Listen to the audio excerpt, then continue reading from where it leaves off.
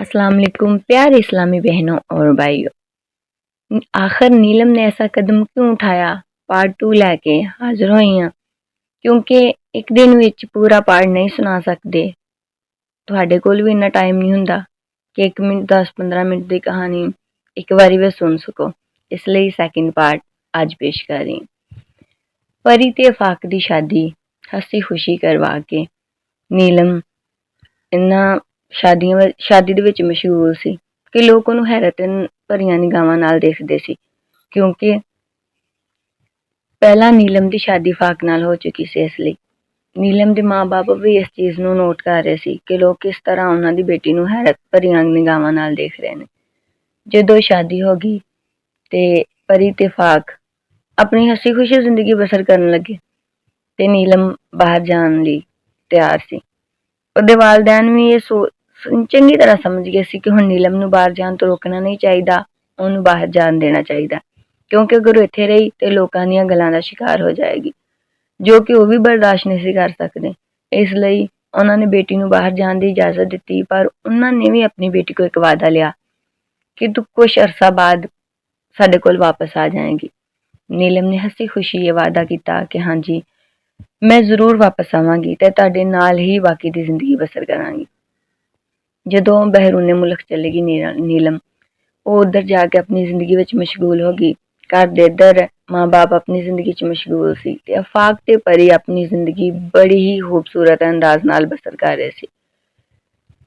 ਲੇਕਿਨ ਪਰੀ ਹਮੇਸ਼ਾ ਕਾਲ ਵਗੈਰਾ ਕਰਕੇ ਤੇ ਨੀਲਮ ਦੀ ਖੈਰੀਅਤ ਦਰਿਆਫਤ ਕਰਦੀ ਰਹਿੰਦੀ ਸੀ। ਇੱਕ ਭੈਣ ਹੋਣ ਦਾ ਹੱਕ ਅਦਾ ਕਰਦੀ ਸੀ। ਨੀਲਮ ਉੱਧਰ ਆਪਣੀ ਜ਼ਿੰਦਗੀ 'ਚ ਮਸ਼ਗੂਲ ਸੀ ਤੇ ਜਦੋਂ ਉਹਦੀ ਮੁਲਾਕਾਤ ਇੱਕ ਲੜਕੇ ਨਾਲ ਹੋਈ।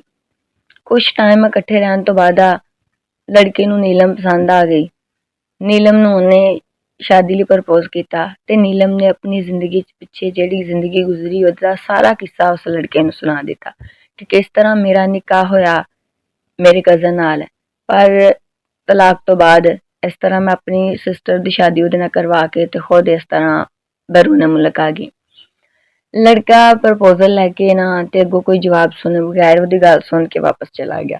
ਨੀਲਮ ਇਹ ਸੋਚ ਕੇ ਚੁੱਪ ਕਰ ਗਈ ਕਿ ਹੁਣ ਉਹਦੇ ਨਾਲ ਸ਼ਾਦੀ ਤੇ ਨਹੀਂ ਕਰੇਗਾ ਕਿਉਂਕਿ ਉਹਨੂੰ ਪਤਾ ਚੱਲ ਗਿਆ ਕਿ ਮੇਰਾ ਇਸ ਤਰ੍ਹਾਂ ਨਿਕਾਹ ਹੋਇਆ ਤੇ ਮੈਂ ਰਿਜੈਕਟ ਕੀਤੀ ਗਈ। ਲੇਕਿਨ ਨੀਲਮ ਵੀ ਹੈਰਾਨ ਪਰੇਸ਼ਾਨ ਹੋ ਗਈ ਜਦੋਂ ਕੁਛ ਦਿਨ ਬਾਅਦ ਉਸ ਲੜਕੇ ਨੇ ਬੜੇ ਹੀ ਖੂਬਸੂਰਤ ਅੰਦਾਜ਼ ਨਾਲ ਉਹਨੂੰ ਪ੍ਰਪੋਜ਼ ਕੀਤਾ ਤੇ ਨੀਲਮ ਸਭ ਕੁਝ ਉਹਨੂੰ ਦੱਸ ਚੁੱਕੀ ਸੀ। ਨੀਲਮ ਨੇ ਵੀ ਹੱਸੀ ਖੁਸ਼ੀ ਪ੍ਰਪੋਜ਼ਲ ਐਕਸੈਪਟ ਕਰ ਲਿਆ ਤੇ ਇਹ ਖੁਸ਼ੀ ਉਹਨੇ ਆਪਣੀ ਸਿਸਟਰ ਦੇ ਨਾਲ ਸ਼ੇਅਰ ਕੀਤੀ ਪਾਕਿਸਤਾਨ ਪਰੀ ਦੇ ਨਾਲ। ਪਰੀ ਨੇ ਵੀ ਉਹਨੂੰ ਇਹੀ ਕਿਹਾ ਕਿ ਆਪਣੀ ਜ਼ਿੰਦਗੀ ਦੇ ਵਿੱਚ ਕੋਈ ਵੀ ਗੱਲ ਉਹਦੇ ਤੋਂ ਲੁਕਾਈ ਨਾ। ਉਹਨੇ ਕਿਹਾ ਨਹੀਂ ਲੁਕਾਈ, ਮੈਂ ਸਾਫ਼ ਸਾਰੀ ਗੱਲ ਉਹਨੂੰ ਦੱਸ ਦਿੱਤੀ ਹੈ ਤੇ ਉਹਨੂੰ ਕੋਈ ਇਤਰਾਜ਼ ਨਹੀਂ ਹੈਗਾ। ਇਸ ਲਈ ਮੈਂ ਉਹਨੂੰ ਲੈ ਕੇ ਜਲਦ ਪਾਕਿਸਤਾਨ ਆ ਰਹੀ ਹਾਂ ਤੇ ਅਸੀਂ ਸ਼ਾਦੀ ਕਰ ਲਾਂਗੇ। ਆਪਣੇ ਵਾਲਿदैन ਨੂੰ ਕਾਲ ਕਰਕੇ ਦੱਸਿਆ ਤੇ ਨੀਲਮ ਕੁਛ ਦਿਨਾਂ ਤੋਂ ਬਾਅਦ ਪਾਕਿਸਤਾਨ ਵਾਪਸ ਆ ਗਈ। ਲੜਕੇ ਨੂੰ ਆਪਣੇ ਘਰਦਿਆਂ ਨਾਲ ਮਿਲਾਇਆ। ਨਾ ਲੜਕੇ ਦੀ ਫੈਮਿਲੀ ਨੂੰ ਕੋਈ ਇਤਰਾਜ਼ ਸੀ ਤੇ ਨਾ ਹੀ ਲੜਕੀ ਦੀ ਫੈਮਿਲੀ ਨੂੰ ਕੋਈ ਇਤਰਾਜ਼ ਸੀ। ਪਰ ਜੋ ਕਿ ਨੀਲਮ ਦੀ ਵਾਲਦਾ ਸੀ ਉਹ ਵੀ ਨਹਾਇਤ ਖੁਸ਼ ਸੀ।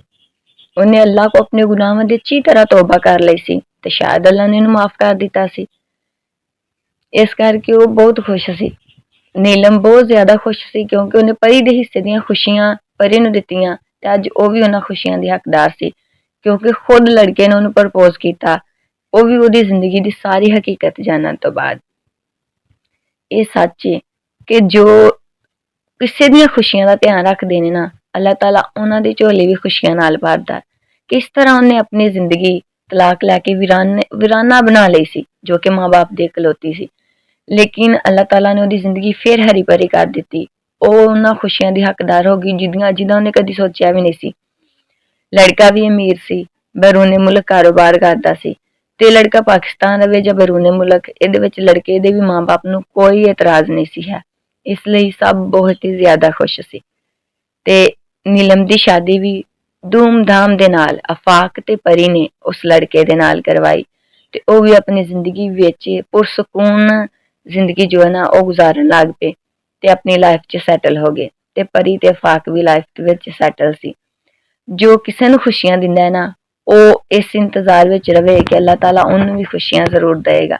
ਜਿਸ ਤਰ੍ਹਾਂ ਨੀਲਮ ਨੇ ਪਰੀ ਲਈ ਕੀਤਾ, ਅੱਲਾਹ ਤਾਲਾ ਨੇ ਹਾਲਾਂਕਿ ਪਰੀ ਨੇ ਨੀਲਮ ਵਾਸਤੇ ਉਹਦਾ ਕੀਤਾ ਨਹੀਂ ਕੀਤਾ, ਲੇਕਿਨ ਅੱਲਾਹ ਤਾਲਾ ਨੇ ਨੀਲਮ ਦਾ ਸਹਾਰਾ ਜ਼ਰੂਰ ਬਣੇ, ਉਹਨੂੰ ਬੇਸਹਾਰਾ ਨਹੀਂ ਛੋੜਿਆ। ਕਿਸੇ ਲਈ ਹਮੇਸ਼ਾ ਕੁਛ ਨਾ ਕੁਛ ਕਰਦੇ ਰਹੋ, ਤੁਹਾਨੂੰ ਵੀ ਇਨਾਮ ਵਿੱਚ ਇਹ ਚੀਜ਼ ਜ਼ਰੂਰ ਮਿਲੇਗੀ। ਤੁਹਾਨੂੰ ਸੈਕਿੰਡ ਪਾਰਟ ਜ਼ਰੂਰ ਪਸੰਦ ਆਇਆ ਹੋਵੇਗਾ, ਉਮੀਦ ਕਰਦੀ ਹਾਂ। ਤੇ ਅੱਗੇ ਕਹਾਣੀ ਸੁਣਨ ਵਾਸਤੇ ਲਾਈਕ ਤੇ ਸਬਸਕ੍ਰਾਈਬ ਜ਼ਰੂਰ ਕਰਿਓ। ਅੱਲਾ ਹਾਫਿਜ਼।